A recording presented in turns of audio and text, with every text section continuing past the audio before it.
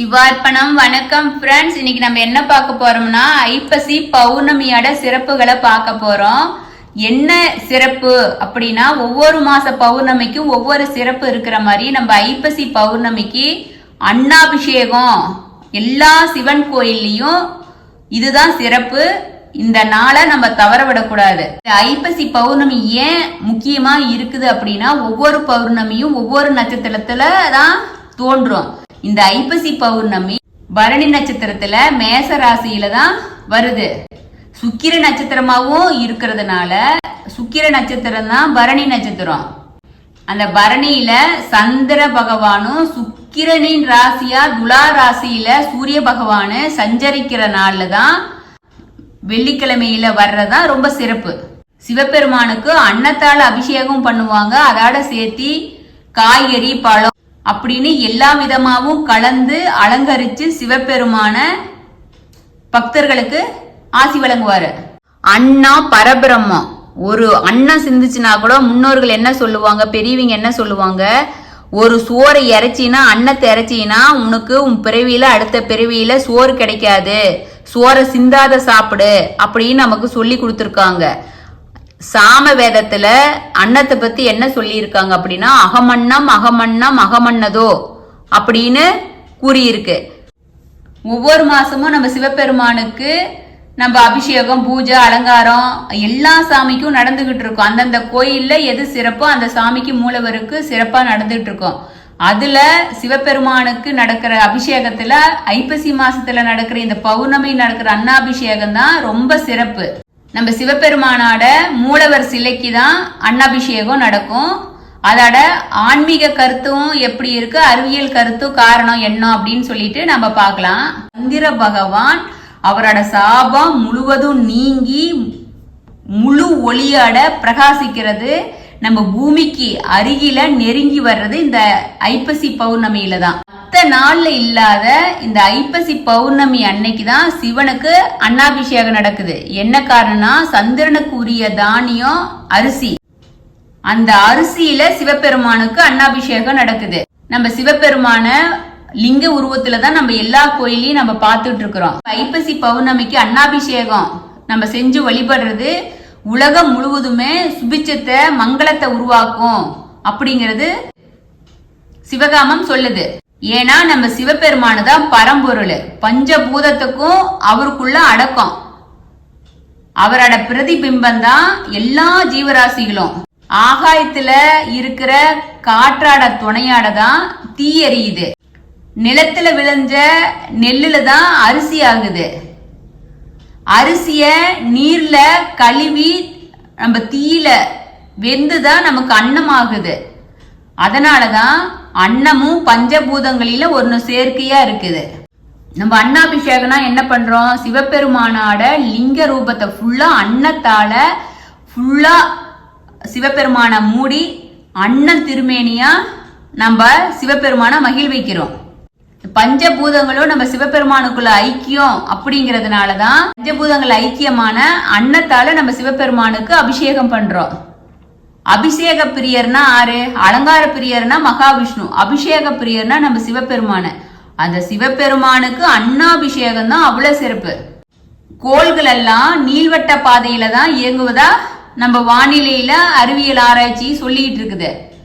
இது என்ன காரணம்னா, இது முடிவில்லாத எல்லைய தான் இருக்குதுன்னு சொல்றாங்க.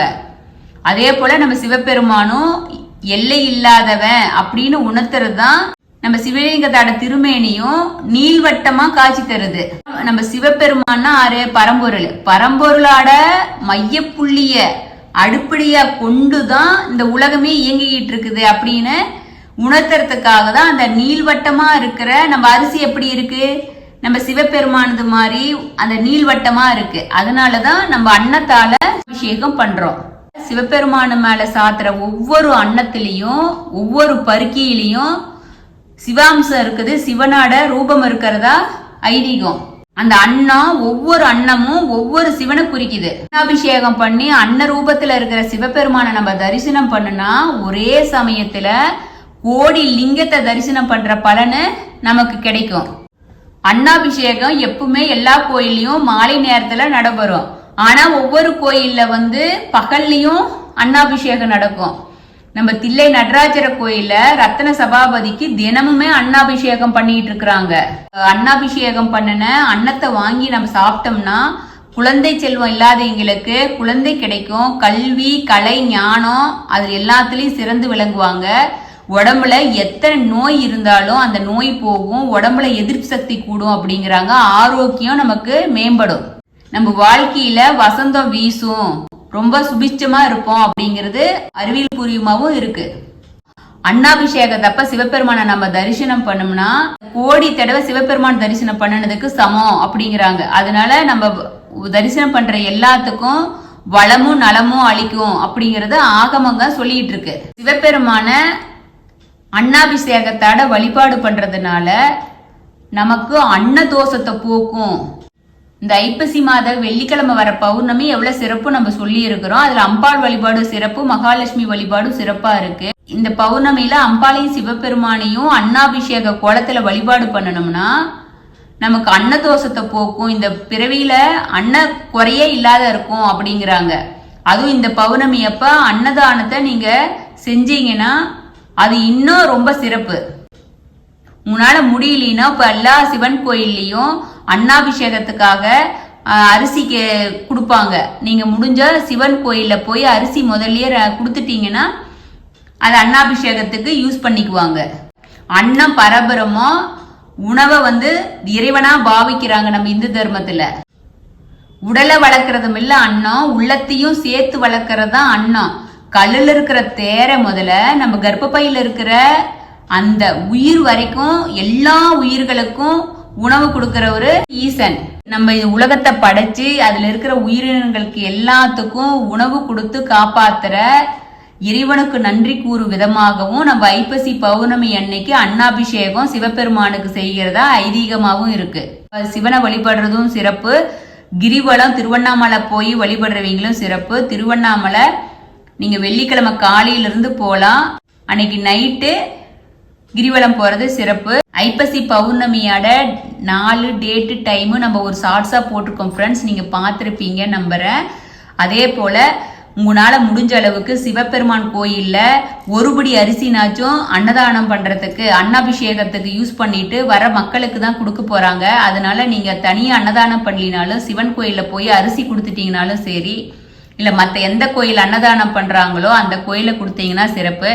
அப்படி இல்லைன்னா ஒரு 10 பேத்துக்கு தயிர் சோறு செஞ்சு கொடுத்தீங்கனாலும் நீங்க அன்னாபிஷேகம் செஞ்சதா சிவனுக்கு கொடுத்ததா ஒவ்வொரு உயிருக்கும் படைச்சதா அர்த்தம். அது அமாவாசையும் இல்ல பௌர்ணமிக்கும் ரெகுலரா நம்ம பண்ண சொல்லி நம்ம சொல்லிட்டு இருக்கோம். உங்களால முடிஞ்ச அளவுக்கு ஒருத்தருக்கு கொடுத்தாலும் சரி, 2 பேத்துக்கு கொடுத்தாலும் சரி, எறும்புக்கு போட்டீங்கனாலும் சரி, உங்களுக்கு எப்படி டைம் இருக்கோ, எப்படி உங்களால சூழ்நிலையோ அதை பொறுத்து நீங்க பண்ணுங்க. குலதெய்வ வழிபாடு கம்பல்சரி பண்ணுங்க.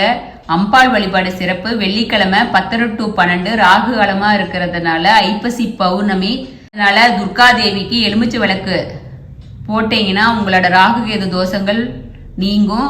நாகருக்கு பால் ஊத்தியும் வழிபாடு பண்ணுங்க. முடிஞ்ச அளவுக்கு எல்லாரும் பௌர்ணமி குலதெய்வம் போய் வழிபாடு பண்ணிட்டு வந்தீங்கன்னா சிறப்பு. பெண் தெய்வத்தை வழிபாடு பண்றது சிறப்பு. இந்த உலகத்துல பரபிரமமா இருக்கிற நம்ம சிவபெருமானுக்கு அன்னாபிஷேகத்தை பத்தி பார்த்தோம். சிவபெருமானோட அன்னாபிஷேகத்தை பார்த்து எல்லா வளமும் நலமும் பெறணும்னு சிவபெருமானோட பாதத்துல சிவார்ப்பணம் 61 சேனல் ஒப்படைக்கிறோம். தேங்க்யூ. சிவார்ப்பணம். வணக்கம்.